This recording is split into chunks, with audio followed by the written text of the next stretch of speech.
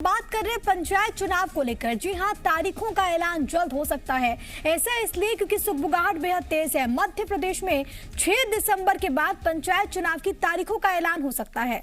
आज से voter list का काम शुरू हो गया है। राज्य निर्वाचन आयोग के अनुसार जो निर्देश है उसके अनुसार 29 नवंबर तक वोटर लिस्ट के प्रारूप का प्रकाशन किया जाएगा। इस पर 3 दिसंबर तक दावे और आपत्तियां मंगवाई जाएंगी। 4 दिसंबर को सभी दावों और आपत्तियों का निराकरण किया जाएगा और 6 दिसंबर तक वोटर लिस्ट का फाइनल प्रकाशन हो जाएगा।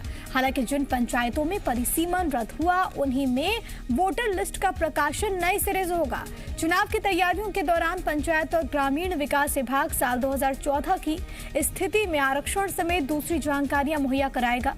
प्रशासन उन मतदाताओं की क्षेत्रवार पहचान करेगा जिनका नाम दूसरे मतदान केंद्रों के लिस्ट में दर्ज किए जाने हैं।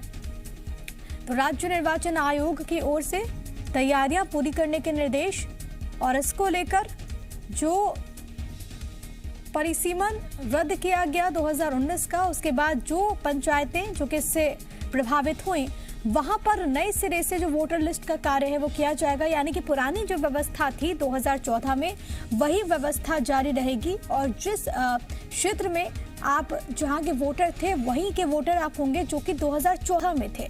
हालांकि 2019 में जो नई व्यवस्था बनी थी उसको पूरी तरीके से रद्द कर दिया गया। आपको मालूम है कि अधिसूचना जारी किया गया था, उसको लागू किया गया और अब राज्य निर्वाचन आयोग ने 6 दिसंबर तक तैयारी पूरी करने के वोटर लिस्ट संबंधी निर्देश दे दिए हैं।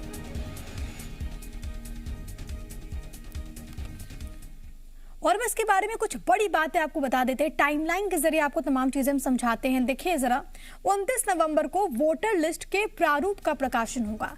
3 दिसंबर की अगर बात करें तो दावे और आपत्तियों का आखिरी मौका मिलेगा, यानी कि आखिरी तारीख है उसकी। 4 दिसंबर को दावों और आपत्तियों का निराकरण होगा, यानी कि जो दावे हैं जो आपत्तियां की जा रही हैं उसको सॉल्व किया जाएगा। इसके अलावा 6 दिसंबर को वोटर लिस्ट का अंतिम प्रकाशन होगा और प्रबल संभावना इस बात की कि जब अंतिम प्रकाशन हो उसके बाद जल्द से जल्द जो डेट्स हैं वो अनाउंस हो जाए। यानी कि 6 दिसंबर के बाद कभी भी राज्य निर्वाचन आयोग की ओर से त्रिस्तरीय पंचायत चुनाव को लेकर डेट्स तारीख सामने आ सकते हैं। एक तरफ देखिए, चुनाव आयोग पंचायत चुनाव की तैयारियों में जुटा हुआ है। अब खबर यह है कि 6 दिसंबर के बाद तारीखों का ऐलान हो सकता है, लेकिन कांग्रेस पार्टी 2014 के आरक्षण के खिलाफ हाईकोर्ट जाने की तैयारी कर रही है। कांग्रेस के प्रवक्ता हैं सैयद जाफर, उन्होंने हाईकोर्ट जाने की बात कही। जाफर ने अपने ट्वीट में पंचायत एक्ट का हवाला देते हुए लिखा कि मध्य प्रदेश में पंचायत चुनाव 2014 के आरक्षण पर कराना असंवैधानिक है। पंचायत एक्ट के तहत प्रत्येक चुनाव के पूर्व रोस्टर का पालन करते हुए चक्र नुमा क्रम में आरक्षण किया जाना अनिवार्य है। सरकार अगर 2014 का आरक्षण लागू करती है तो कांग्रेस जल्द ही उच्च न्यायालय की शरण लेगी।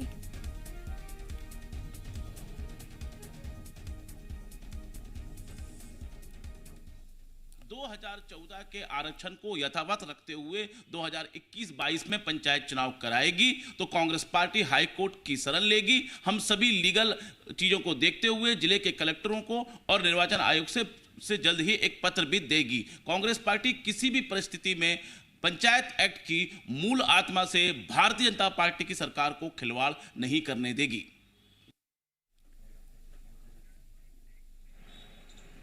और पंचायत चुनावों को लेकर कांग्रेस के हाईकोर्ट जाने पर बीजेपी ने भी हमला बोल दिया है। बीजेपी विधायक यशपाल सिंह सिसोदिया ने कहा कि कांग्रेस हर काम में केवल और केवल अड़ंगा लगाने का काम करती है। यशपाल ने सवाल करते हुए कहा कि अब तक हम पर आरोप लगाते थे कि बीजेपी चुनाव से भाग रही है।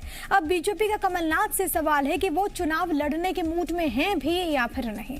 बीजेपी ने आरोप लगाते हुए कहा कि कांग्रेस ने 2019 में गलत तरीके से परिसीमन और आरक्षण किया, इसलिए 2014 के अनुसार चुनाव कराए जा रहे हैं।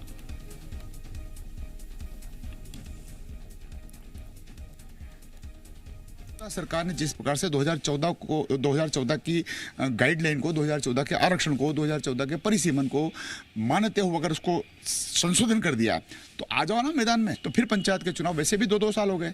ग्राम पंचायतों का एक सुव्यवस्थित संरचना होना चाहिए। प्रधानों के पास में जनपद है, प्रधानों के पास में जिला पंचायत है और प्रधानों के पास में ग्राम पंचायत है। तो ऐसी स्थिति में नया जनादेश मिलना चाहिए, नए लोगों को मौका मिलना चाहिए, चुनाव होना चाहिए। तो तमाम आरोप प्रत्यारोप इस पूरे मामले में देखने को मिल रहे हैं, यानी कि सियासत चुनाव को लेकर भी इस वक्त चरम पर है, जहां पर एक और कांग्रेस की अपनी दलील है तो वहीं बीजेपी अपनी बातें रख रही है और बीजेपी ये भी कह रही है कि कांग्रेस का काम है कि हर काम में वो बाधा डाले।